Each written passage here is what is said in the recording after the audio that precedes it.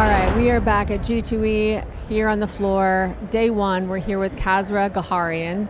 Thank you so much for being here. Oh, it's a pleasure. We had a funny realization just now, which is your full name is Kasra, but everybody calls you Kaz. Yes. And that is how I have always heard of you when Dr. Brett talks about you, Dr. Brett Abarbanel from UNLV. Yeah. From it took us a few minutes to get there, but we finally realized. We got there. Yeah. Yes, but she talks so highly of you, and that means a lot because she is so widely respected in the industry, being, an academic in the International Gaming Institute. So she's honestly been so impactful for me.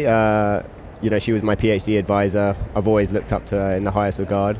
But yeah, she often will make me blush about when she talks about me. Yeah. So you have AirHub, which is connected with the International Gaming Institute and with UNLV. So what are you guys offering that's different than what IGI is already offering? Yeah, I think IGI's always had the reputation of being a real big thought leader for the industry. We have, for example, the International Center for Gaming Regulation provides world-class knowledge and education on all regulatory affairs and matters. And we've done this, throughout our 30-plus year lifetime.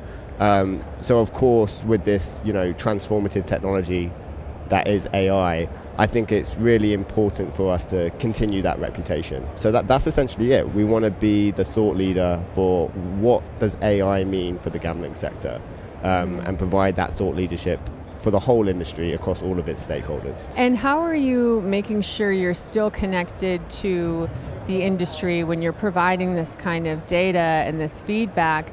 How are you making sure that it's staying on track with what the industry is? Yeah, no, this was such a primary concern for us because so often, academic research is done across all fields, and perhaps it doesn't get the platform it deserves. It gets published in a journal, it's behind a paywall. Maybe the academics aren't engaged with the stakeholders that actually know about the industry. So we really wanted AirHub to be relevant for the industry. We didn't want to just be in our ivory tower doing stuff that didn't matter. So actually AirHub is established by several founding members from the industry, and each of those founding members has a representative on our industry advisory panel, and that's going to meet every quarter. And we want that dialogue. We want to make sure the research we're conducting, the work we're doing is relevant for stakeholders. So that's why we've set it up in that way. So what kind of brands are represented on this advisory board?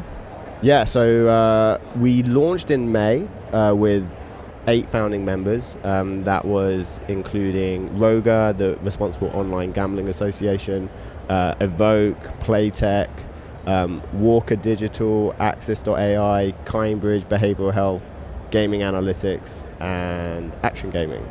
I don't think I've missed any there. And then we were really happy last week that we announced Aristocrat as a founding member as well. So I think that just displays the importance these companies see in providing a wider benefit. They want to support research that's going to help the industry adopt the technology in a responsible manner. And that's another one of our key pillars is, yes, we want to understand the innovative capabilities of it, but we are operating in a sector that is somewhat controversial. So I think it's really important for the sector to adopt it in a responsible way. And we have an opportunity as an industry to display how that's done in the entertainment sector and be the first entertainment sector to really do responsible AI right.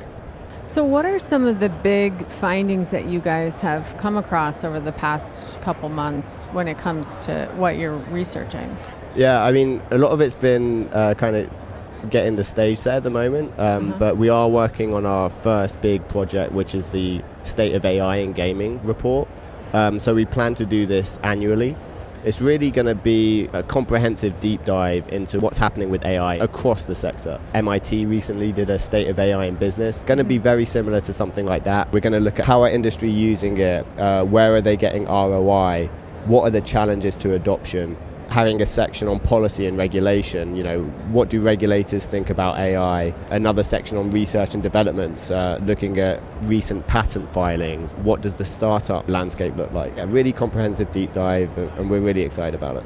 That's awesome. Yeah. So what's next for you guys over the next year? Where are you hoping to take this, and how do people gain access to this information? Yeah, go over to the UNLV website, the IGI website, but we do have an IGI Air Hub website. That's igiairhub.com, where we're going to be updating that with... we've got a bit of updating to do, but we want to do like a research section, maybe have a blog section where we're doing kind of like long form, like in-depth commentary on certain different things. We'll definitely have a projects page where we're keeping everyone up to date with like the state of AI and that kind of thing. And when the state of AI is finished, we'll of course put it up on the website. We hope to be presenting that at conferences next year. So really excited about it.